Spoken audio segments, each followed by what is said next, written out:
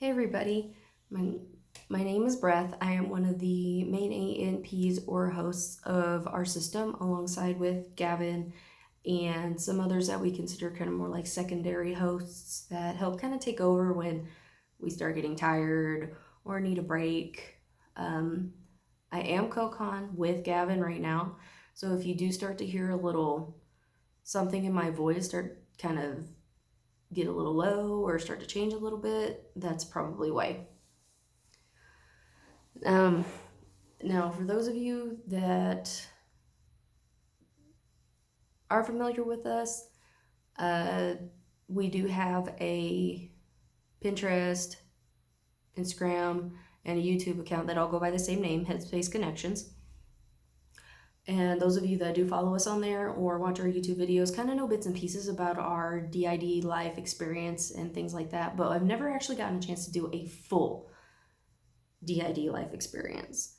And not going to go into full details on it because it's very lengthy and I don't want to accidentally trigger anybody.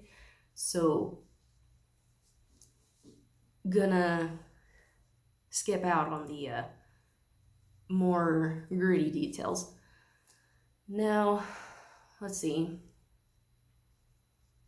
Early childhood life, I was always very isolated. I never really had any friends, and when few I would manage to be able to make or have, they never really stuck around or they were always driven away. So I spent most of my time in my room by myself, sometimes with my little brother. And when I was young in school, usually you have like little kids that have like their little imaginary friends and things like that. And I had my imaginary friends, we'd play with them and interact with them and things like that. But I never really thought anything of it until I really started getting into middle school. And these imaginary friends didn't go away. And the more that I would try to suppress them was when my other problems started showing up. I was a straight A student when I was in elementary school. Middle school was when my grades started to drop, like really, really bad. From A's to D's, F's. I was lucky if I made C's. I just could not concentrate. Constant chatter in my head, constantly would hear voices calling my name. And I always felt like I was being watched, always had like just ringing and static in my ears. It was just so hard to concentrate in school, hard to just concentrate in life in general. It was so bad. And it got progressively worse even up until high school years. Now, again, I was a loner. I had nobody to talk to about this stuff like this. So I was basically riding it on my own. I couldn't go to my caregivers because any kind of attention or anything of that effect from any adult or caregiver in my past just never really went well. Was not really attention I needed, not really attention I wanted as a kid. So basically just learned to be by myself all the time. And once I got out of high school was when I kind of started to notice things going a little more out of control.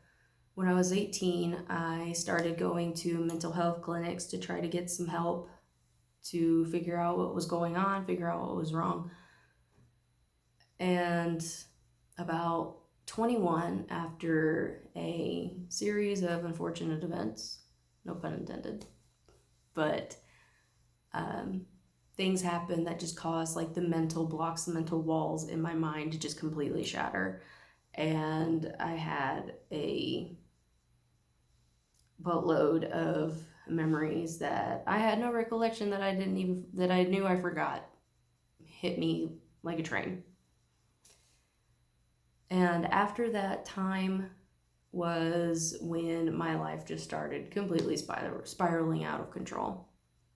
I was in and out of mental institutions from 21 to about 25 when I first started figuring out the system thing and what DID was and all that.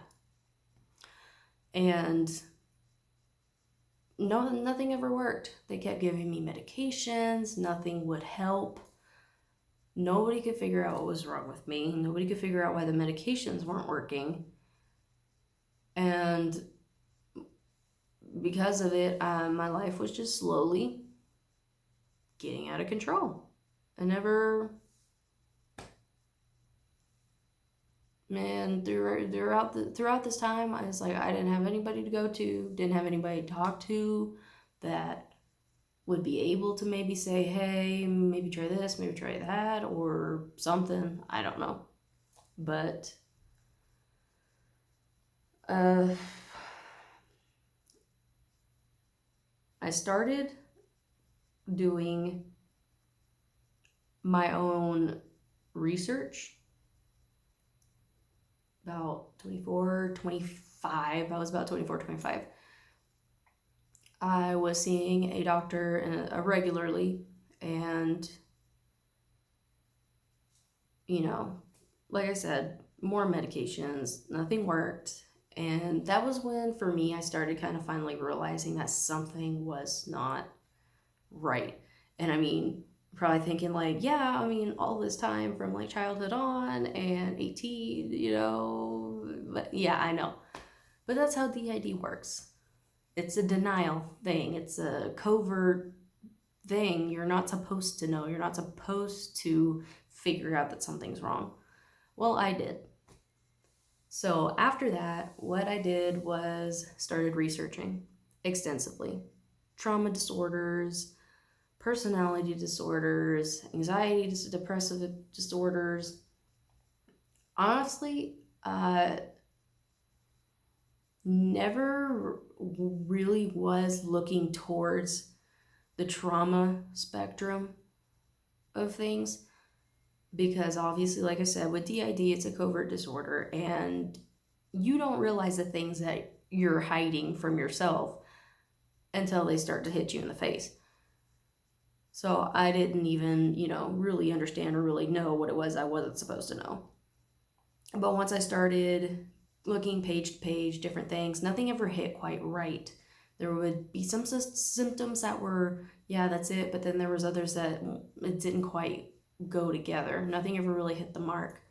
So after that, one thing led to another, and that was when I started coming upon dissociative disorders and trauma spectrum and the disorders associated with that spectrum. And I looked at things on there, and from PTSD, CPTSD, and things like that, I was starting to realize that I had a lot of bits and pieces of these different symptoms. But what really hit home for me was when I looked up and saw OSDD, DID.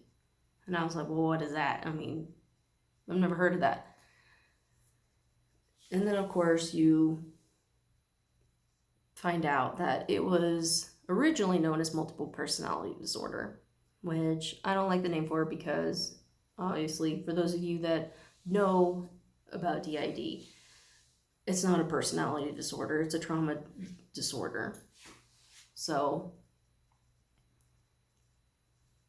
I looked that up and started just going off the list on all the different symptoms, and I realized it's like, oh my God, this is what's going on. Even so much as to one article I found that mentioned that medications, normal medications for patients will not work for people with DID, because it's not a chemical problem.